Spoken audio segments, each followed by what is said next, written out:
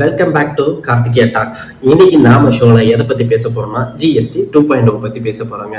நாம அன்றாட யூஸ் பண்ணக்கூடிய அத்தியாவசிய பொருட்களான soap, tooth paste, hair oil, shaving cream இது எல்லாத்துக்கும் ஜிஎஸ்டி குறையுது. இதுல ஒரு 13% சேவ் பண்ணலாம்.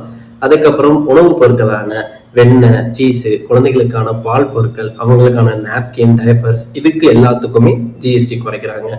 அதுக்கு அடுத்து நமக்கு மேஜரா நம்ம பார்க்க வேண்டியது 350 சிசிக்கு ஈக்குவலண்டா இருக்க பைக்ஸ், 1500 சிசி கீழே இருக்கிற கார்ஸ் எல்லாத்துக்கும் 10% ஜிஎஸ்டி சேவ் பண்ண முடியும். காருக்குன்னு பாத்தீங்கன்னா உங்களால 1 லட்ச ரூபா சேவ் பண்ண முடியும். பைக்குக்கு பாத்தீங்கன்னா கிட்டத்தட்ட ஒரு 60,000 70,000 உங்களால சேவ் பண்ண முடியும். அதுக்கப்புறம் மேஜரா பெண்களுக்கு தையல் மிஷினுக்கும் ஜிஎஸ்டி குறைச்சிருக்காங்க.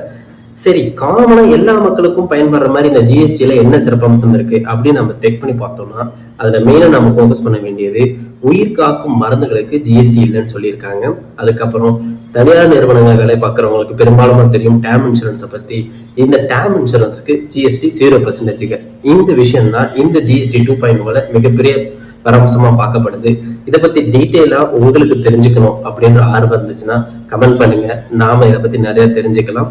மீண்டும் அடுத்த வீடியோல உங்களோட பார்க்கலாம். அது வரைக்கும் கனெக்டடா இருங்க கார்த்திகேயன் டாக்ஸோட.